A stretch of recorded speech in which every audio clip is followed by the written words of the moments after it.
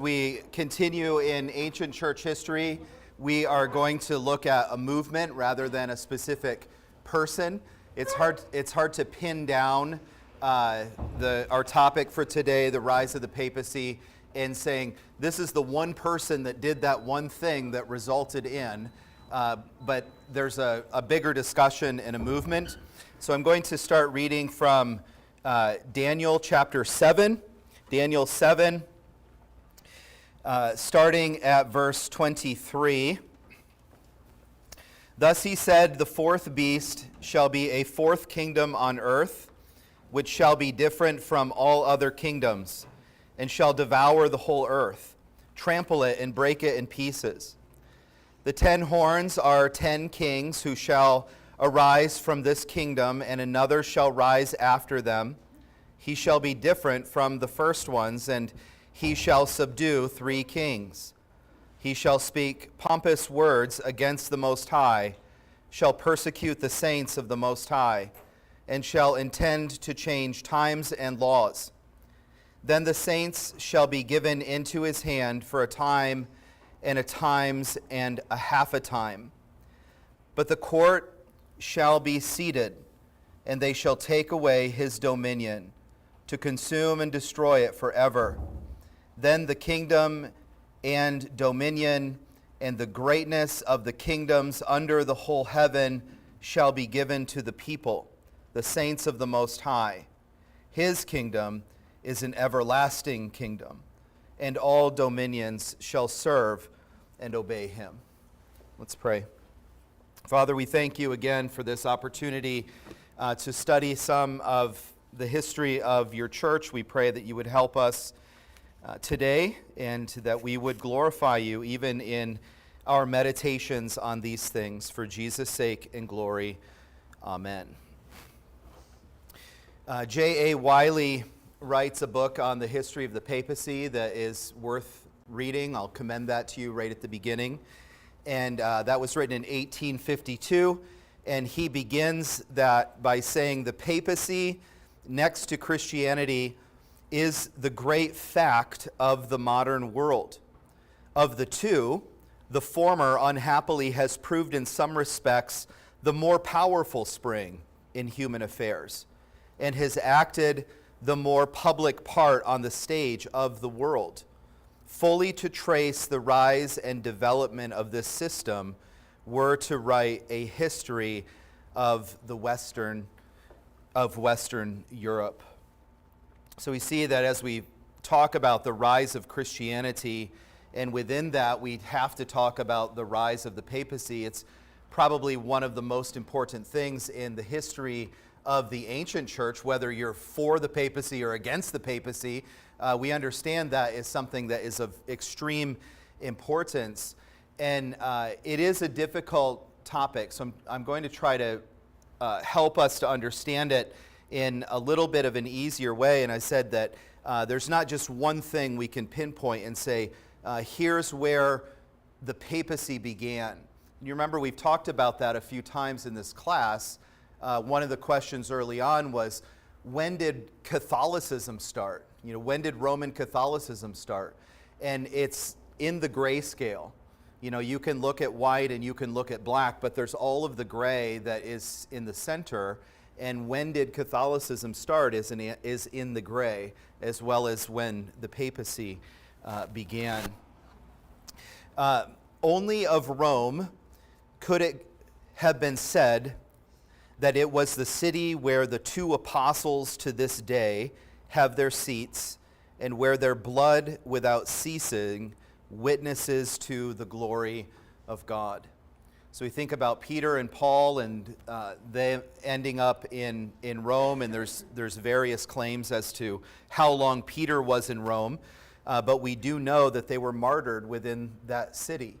And in their martyrdom, there are graves that were able to be visited, and that became something in the history of the church where people looked to those graves and they said, look, this is a witness, this is a testimony to what God has done within the world. And it was a witness to the glory of God. So it began with this idea that here's a place where Peter and Paul walked.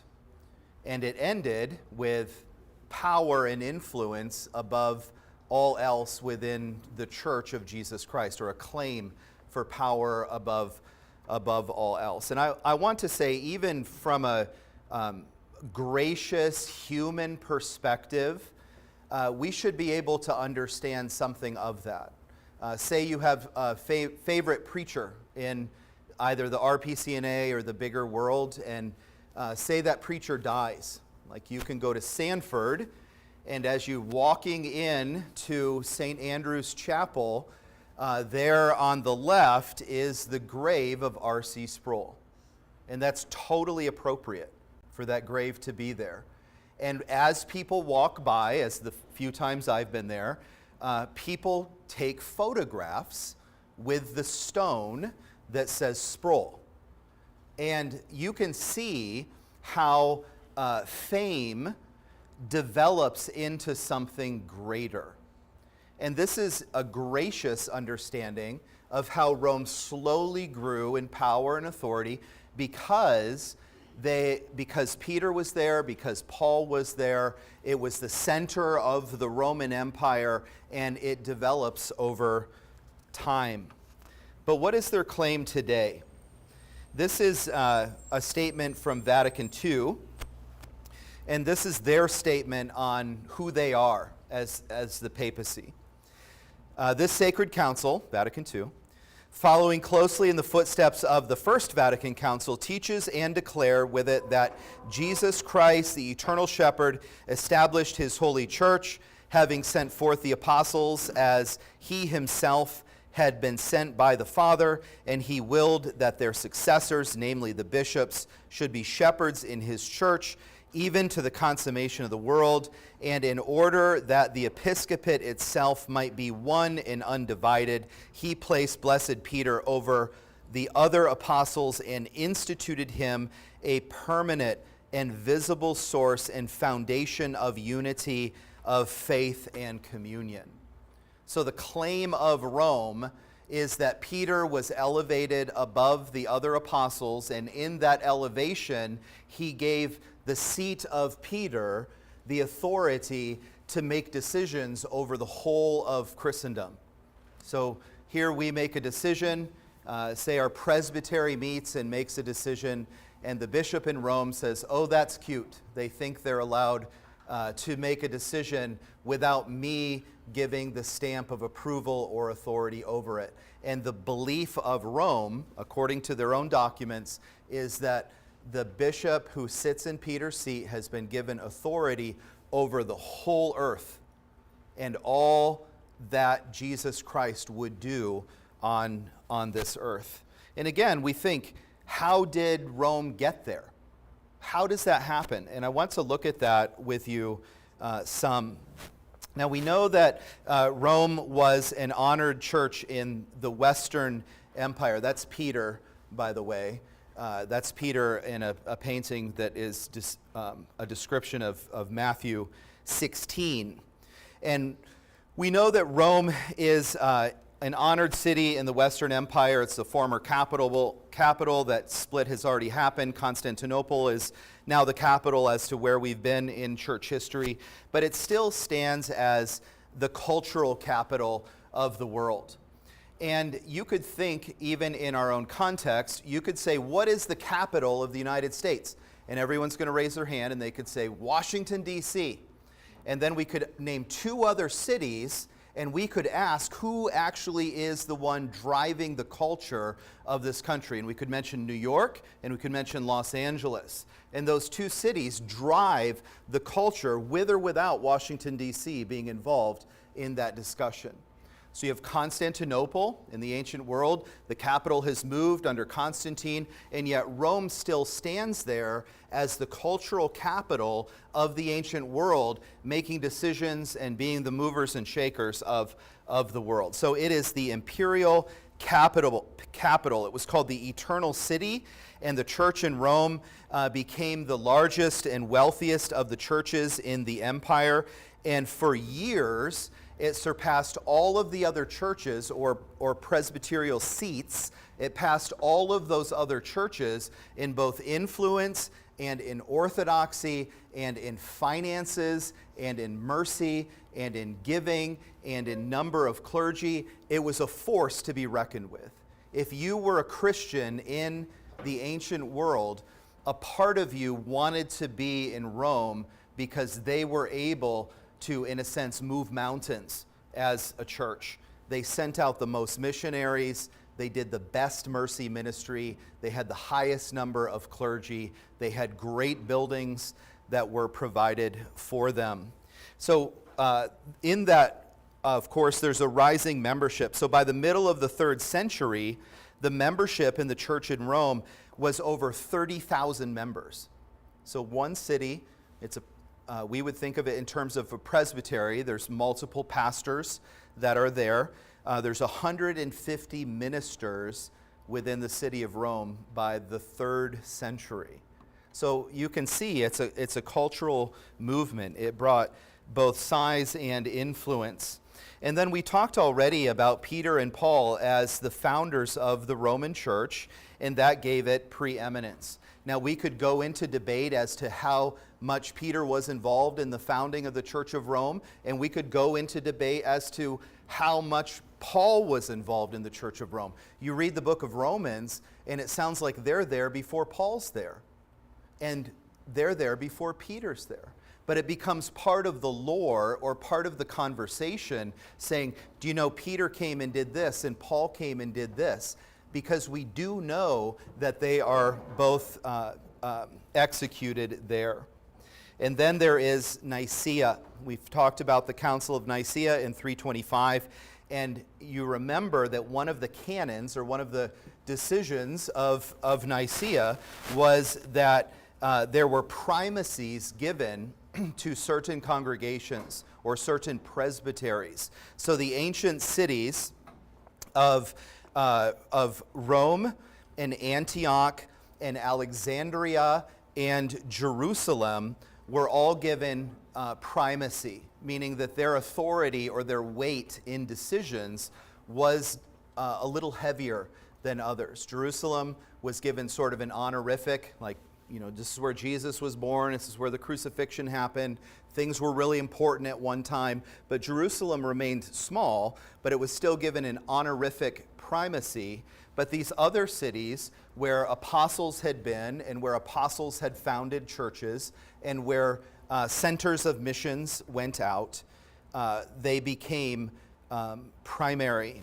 And then also, we see that something happens in the year 381 where Constantine, the city, Constantinople, calls a council, and in that calling of a council, because Rome is in the west, and because they're no longer the capital city, Constantinople snubs Rome and doesn't even send them an invitation.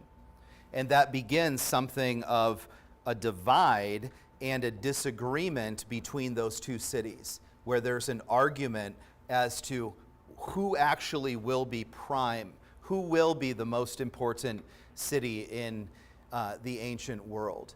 And again, if we're interpreting history graciously and through the judgment of charity, we can understand something of that.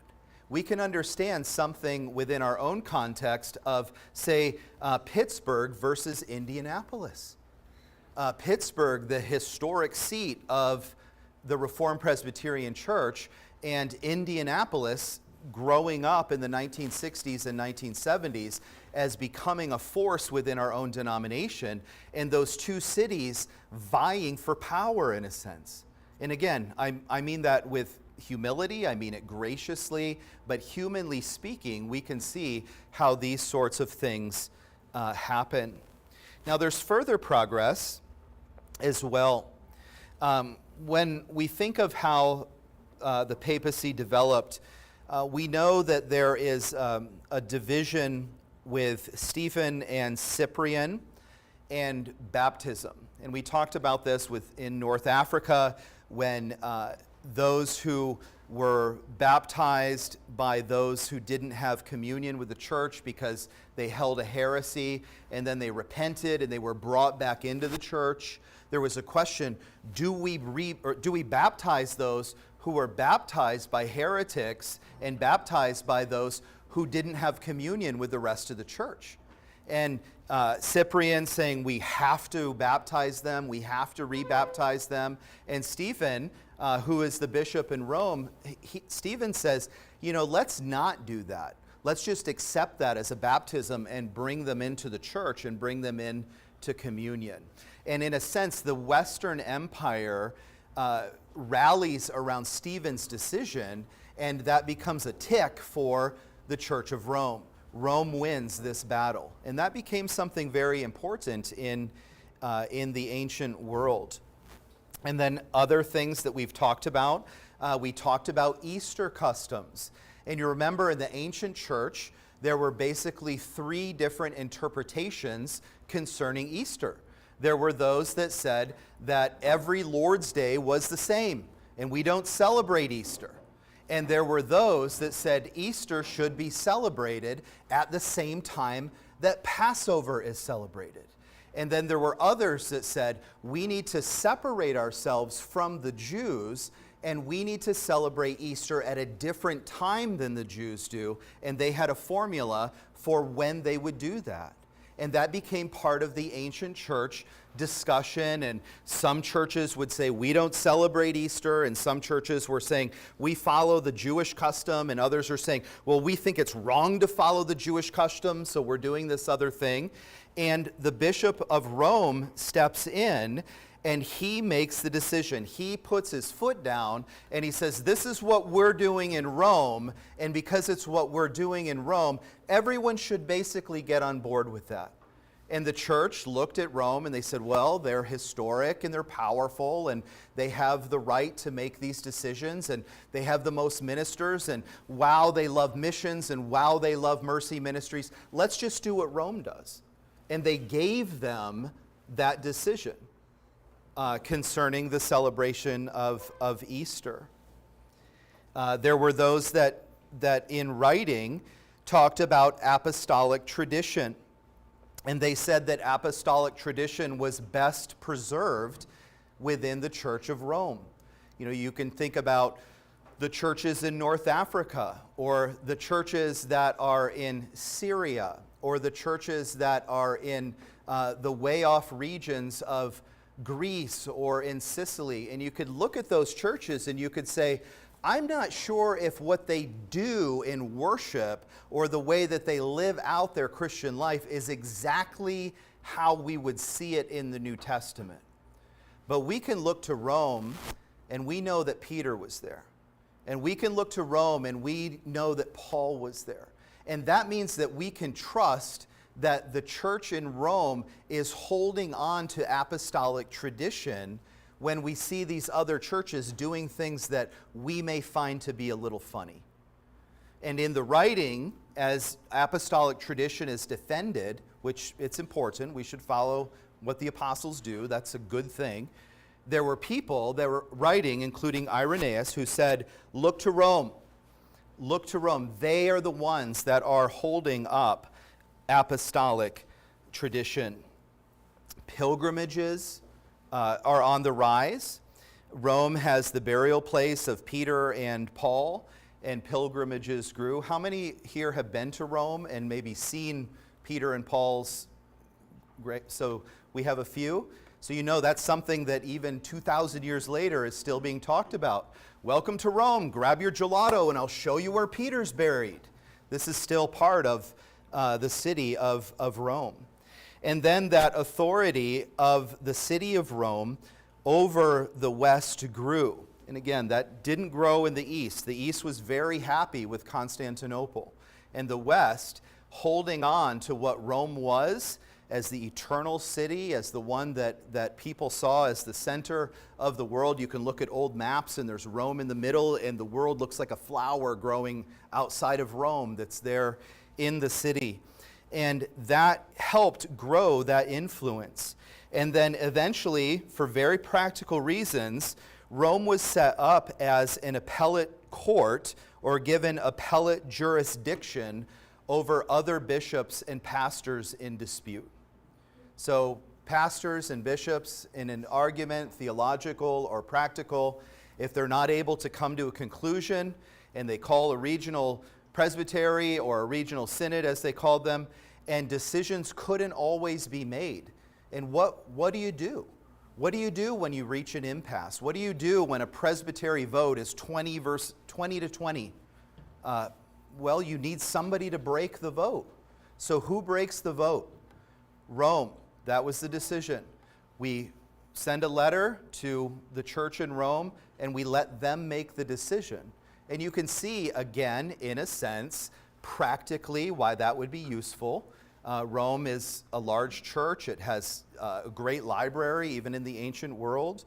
And it became that appellate church for bishops in dispute.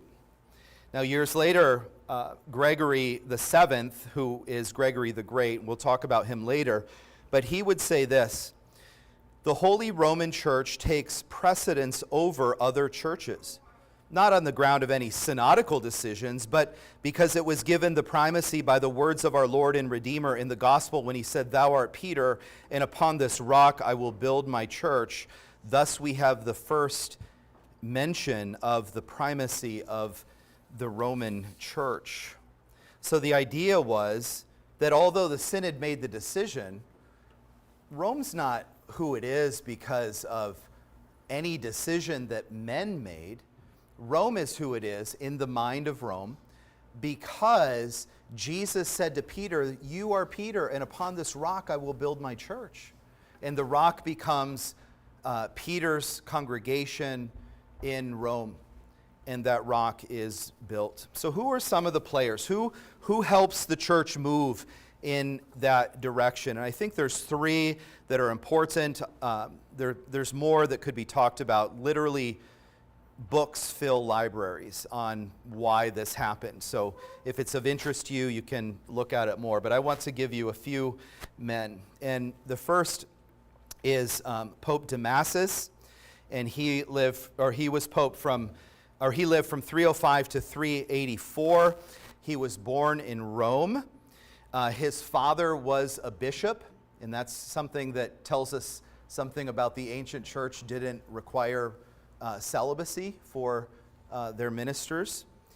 And he was highly political. So you can Google this. You can find that when Damasus was pope, as a way to appeal to great donors within the city of Rome, the old ancient families, he had little crystal cups made with a symbol that represented him, and they say Demas on them. So that's something archaeologically that has been discovered, that he was essentially set up a gift shop and would give donors things that were beautiful. And that was part of the way that he politicized the bishopric in Rome and aided for his supporters. And he was also the first bishop in Rome to be called pope. So the word pope is not necessarily a bad word. It means papa. So you could see how one who is a minister over a great city and one who has authority and one that people look to for decisions, you could see how someone would say, that's Papa. He's kind of a big deal here. He's in charge of the family, so to speak. And this is how this word, pope, even came up in the history of the church. So Demas was elected in 366.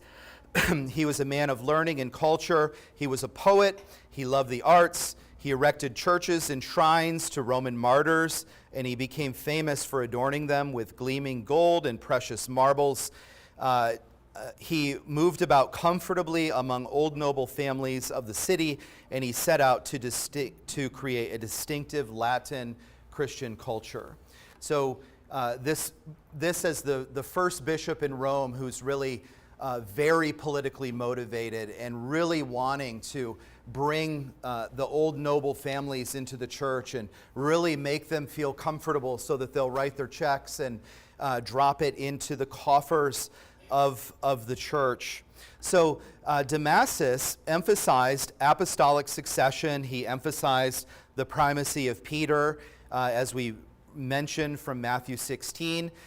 He would say Peter's authority is unique, and it's something transferred through successors, making Rome the central seat of Christian authority. So this is something that really lays that foundation for papal authority. Without Matthew 16 and the highly debated "on this rock I will build my church," without that text, Rome has little to no claim as to how Peter could hold a primacy within the church and those successors of Peter.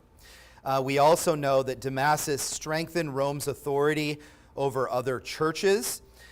We mentioned Alexandria, Antioch, and Constantinople having authority, but Damasus said that the Roman bishop held the highest authority. And he, again, made that link because of Peter and Paul, and he said that that was an endorsement of supremacy. If Peter founded this and didn't found that, that endorses why this one is better than that one. And you can see the logic there. And then also, Damasus, in his ministry of letters and decrees, begins writing that promotes the idea that he has unique authority in making binding decisions on matters of faith. So you can think about a papal bull, if you know what that is. Like, you can go on Vatican's website and you can look up papal bulls, and those are decrees and decisions that the Pope has made, and he has a giant header with the keys of the kingdom as his header, the papal authority there. And a decision or a decree is made, and it's signed by the Pope, and that is intended to go out to the world and be the final authority on whatever that topic is, whatever that decision was. So Damasus is the one who begins this letter writing, and not just giving counsel, not just saying, wisdom may have you go in this direction, but Damasus is saying, this is what you must do. Now, that's very different. As a pastor, I call minister friends and I say, here's the situation. Let's talk through that. And minister friends will say, well, you could think of it from this angle, and we could go to these Bible verses, and we could talk about this. But you could also consider it from this point of view. And that's part of seeking wisdom. I've never called anyone who are among my minister friends that say, Nathan, this is what you must do. And I say, well, why must I do that? They say, well, because I'm in Pittsburgh, or because I'm in Indianapolis. But Damasus is the one that is first doing that. Here's what you have to do when you think about this issue. So Damasus. The second is Pope Syracuse. Now, Syracuse was bishop of Rome between 384 and 399. And I'll just tell you one thing about him. He took the initiative to issue these official letters in response to problems elsewhere in the church and send out directives considered binding on the churches. Syracuse began the letter by observing that as a successor of Peter, this grave responsibility was laid on him rather than other bishops. So rather than our previous pope that we mentioned writing letters and just saying, here's why you have to do this, or here's what you need to do, you have Syracuse beginning the letters by saying, as the one who is in Peter's seat, as the one in authority over all of Christendom in that way, here's what you are to do. And you can see that slight movement in thinking and the church receiving that thinking. And then probably the most important is Leo. He's called Leo the Great. He's 398 to 461. He was a defender of the city of Rome. So some of you may know this great story as to why he's called Leo the Great. In the 400s, Attila the Hun is coming over the Alps, and he's marching towards Rome. And Rome looks, and they see Attila the Hun and his armies of tens of thousands marching towards Rome. And they know, because of what Attila the Hun and his army does, that they're going to come and they're just going to trash this city. They're going to trample Rome. And so appeals are made to the emperor in Constantinople. Remember, Rome is not the center of the Roman Empire anymore. So appeal is made to Constantinople. Send somebody here to stop Attila the Hun. And Constantinople doesn't answer. They leave Rome to defend itself. And the city's scrambling, and they're looking around, and they're saying, who is going to defend us? Who will be the magistrate that steps up to defend us against Attila the Hun? And all of the magistry is silent. So Leo steps up as the chief pastor in the city, and he, according to the history, meets Attila the Hun outside of Rome and his armies, and negotiates with Attila the Hun, and Attila the Hun leaves Rome to not be destroyed. Now, what's important about that story is that if Orlando was attacked, it's not my job to be the chief negotiator with whoever has attacked us from outside. I would have a duty as a pastor in the city of Orlando, but my duties would not be to negotiate political decisions on behalf of the city fathers. But the city fathers in Rome gave that over to Leo to do that work, and he did the work, which helped the church and the empire to look to the bishop of Rome and say, that man is not only a pastor, it's almost like he's a king. It's like he's like a politician who's able to come and to negotiate on behalf of the city. Now, he also was an extensive writer. He leaves behind a large body of writing that's in the Vatican Library, and you can read some of that information, some of that material. So he's writing books. He's very capable with theology. He's very capable as a practical theologian as well. He's not, he's not like a man in a dunce cap at all. That's not what we think of Leo. He's called Leo the Great for a reason. And also, he continues with these decretal letters. And he said that the Bishop of Rome should be received not simply as a successor of Peter. So remember our movement. Here's not just wisdom, here's a decree, do this. And then there's more movement, not just wisdom, but here's a decree, and do this because I'm in Peter's seat. Leo moves the bar another step, and Leo says, here is the letter, and you should receive this not simply because I am a successor of Peter, but receive this as if Peter himself wrote this letter. He knows the mind of Peter because he's in the scriptures, and Peter, who sits on, who was originally the one who sat in Rome, Leo saying, I sit in that position, and I know the mind of Peter. I know what he would do, and begins to move in this direction. So he begins having the claims of absolute authority within the church, and history indicates that papal rule of the whole church was established in these painful stages. As I said, it wasn't just given over. It's conflict and difficulty and struggle and trial. And the bishop in Rome is slowly taking authority. Not just he woke up one day and said, as a pastor, I want to be in charge of all these pastors. It's something that slowly moved in the history of the church. One said the theoretical foundation for the papal primacy, Christ promised to build his church on Peter, the rock of all ages, and the bishops of Rome are his successors in that authority. So we see that moves, and these claims of church authority, especially from Leo, and history showing us that that as this is moving, that Leo is really this great figure in this way. But Leo also, as successor of Peter, is one who has a personality.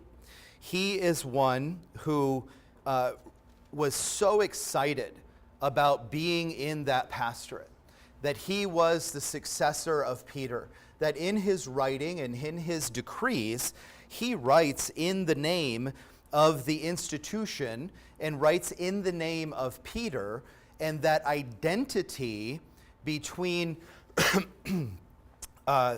Leo as a pastor and the Church of Rome as the seat of Peter, these identities begin to merge. And that's something that proves to be problematic in the church. Now, there is a practical discussion on how long a minister should stay in certain congregations. Our oldest serving pastor in our presbytery, hold on guys that have been around a while, it's Phil Pockris. Okay, and Phil Pockris has been in a small town in Ohio called Bell Center, Ohio, for over 40 years as the pastor. So me, as a guy in my 40s, who has been a minister for less than 20 years and has been, including being a student under care and all of that training time, that's under a quarter of a century. If anyone mentions Bell Center to me, I automatically think of Phil Pockris. I couldn't even tell you who was there before Phil Pockris. Somebody in the room might be able to, but I have no idea. Literally no idea. And I use that to illustrate that a pastor and an institution can merge identities. And this is what happens under Leo and the Church of Rome. When you thought about Leo, you thought about Rome. And when you thought about Rome, you thought about Leo. And mixing all of that together, we know that we're always thinking about Peter, because he is the one, quote unquote, who established the church in Rome. So he has this personality that comes out in his speaking and writing, and he wants his hearers to really know something of that relationship. One said that when Leo sent a tome to be received at Chalcedon in 451, he forbid the other bishops to even discuss it by scrutiny. They were to merely humbly receive it as the utterance of Peter. Like, can you imagine?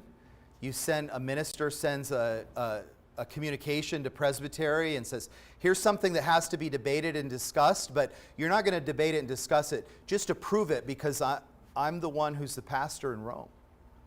And this is the way the church slowly is moving. And eventually, the successor of Rome becomes the one who is called the director of all Christendom.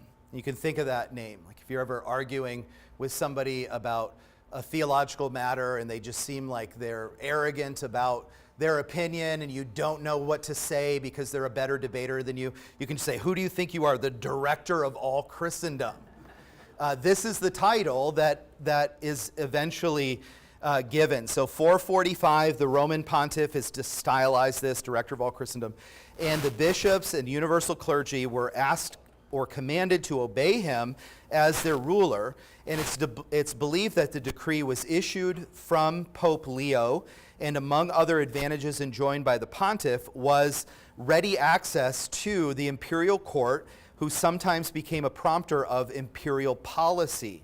The suggestions noted down by secretaries submitted to the emperor and approved by him were used in the world as a customary form and the full authority of an imperial edict. So what that means is that the emperors begin looking to Rome and saying, this guy's in charge. He's the one that has the final authority.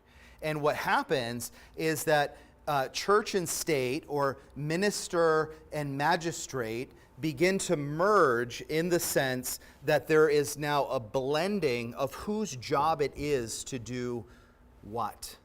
Now, one of our vows as Reformed Presbyterian ministers or elders or deacons is that we understand that the church and state are separate institutions, and each one is in its own place to be working toward the advancement of the kingdom of God.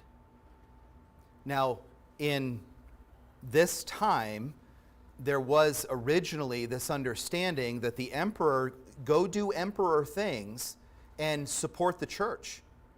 And to the pastors, go do pastor things and support the church.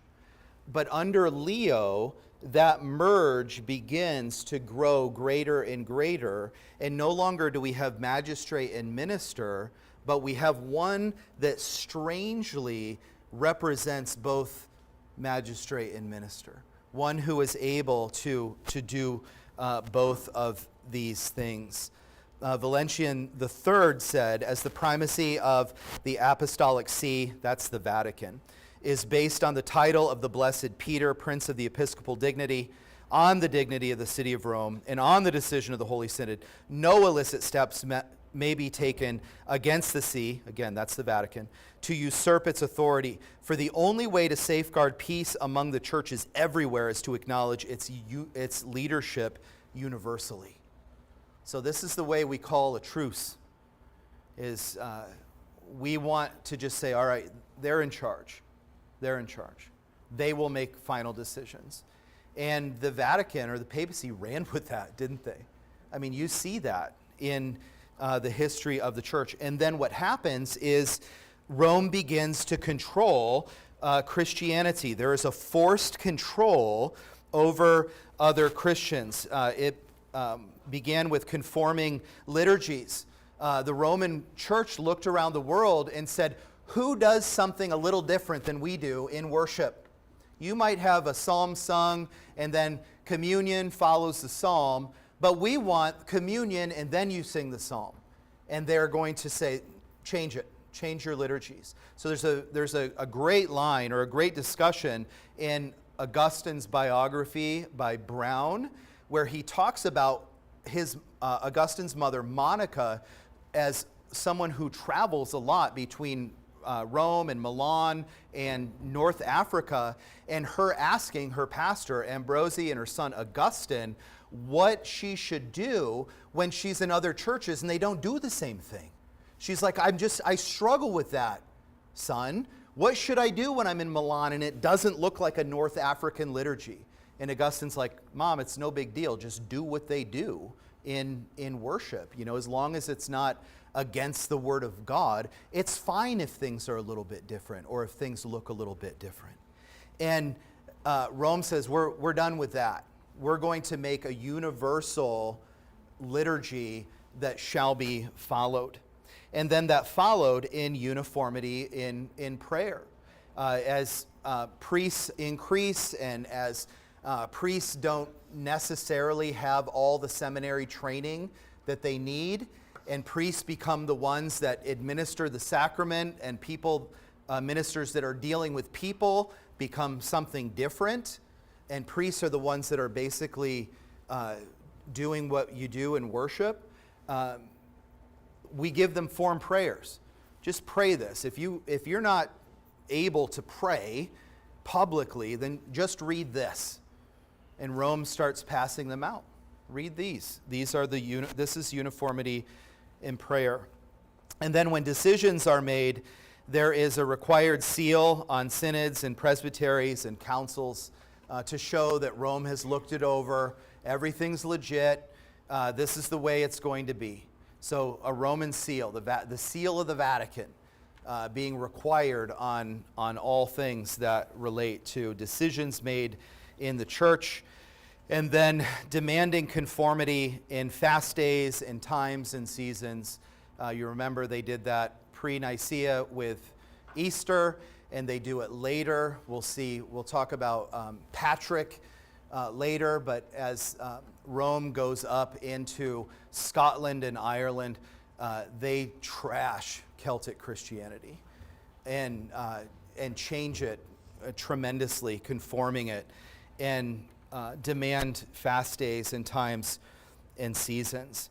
And then one other briefly is Gregory the Great. He plays heavily in the development of the papacy as well. Gregory, he's gifted, he's a spiritual writer, he's a great administrator, he has compassion for the poor, he's a wise minister, he has tons of energy, he has a heart for humans, he has wisdom, he's loved as a pastor in Rome. But you remember that around the year 600, the world's changed. Rome is sacked, Constantinople is crumbling, Islam begins to grow, all of these old imperial families are dying off. And what happens to the old imperial families when they die off? They give their money and their lands and their estates to the church. And they say, we don't have anyone left. You guys decide what to do with this. And in all of that, the Western Empire falls, and these families are dying off, and Gregory steps into this role that is very much magisterial rather than ministerial. This quote here, so the minister becomes the magistrate. There's a, no, all right, I'll read it. It's not on here. By the 6th century, the Church of Rome had become a major landowner. In Gregory's day, the Church of Rome held land in Gaul, that's France, the Balkans, North Africa, Sardinia, in Central and South Italy, especially in Sicily, and it fell to the Pope to administer those lands. And Gregory's letters are filled with detailed instruction on the price of corn and the sale of cows and horses and wages for workers, and the revenue was used for the upkeep of churches and feeding the poor, and these lands would become the basis for the Pope's political power. The Pope was no longer simply a bishop. He was on his way to becoming a medieval prince. So you see, that's how it moves. And I'm going to leave you with some Bible verses, and I know we're short on time, but I'm going to fly through these. Take a picture if you want. Daniel 7:8. We read Daniel 7. He leads a nation. He's from the Roman Empire. He speaks pompously. He makes war against the church. Daniel 7:21-25. Daniel 7:25, he changes laws and seasons. Matthew 24:15, 2 Thessalonians 2, he's in the church. John 17:2, 2 Thessalonians 2:3, he's a deceptive office bearer in the church. Matthew 24:24, 2 Thessalonians 2:9, he has signs and wonders and miracles. 2 Thessalonians 2:4, he exalts himself above the church. 2 Thessalonians 2:4, Daniel 11:36, he sits in the place of God. 1 John 2:18, he is one and he is many. 1 John 2:22 and 23. 2 John 7, he's connected to deceptive heresies. 1 John 4:3, the Spirit at that time is already in the early church. Revelation 13, he's a magistrate and church connected. Revelation 17:9, he rules from 7 mountains. Revelation 17:18, he reigns over the kings of the earth. Revelation 18:9, the nations live luxuriously off of and with the city over which he reigns. These are all the verses in the scriptures that deal with Antichrist and the rise of Antichrist. And you can follow the history of the papacy and these New Testament verses, and you can see why by the time of the early Reformation, even those that are called the forerunners of the Reformation, by the 1200s, they're looking to Rome and they're saying that institution is not what Jesus built. That is Antichrist. That's something that set itself up against what Christ has set. And then here's a QR code. You can listen to a sermon that I've preached on it as well. There we go.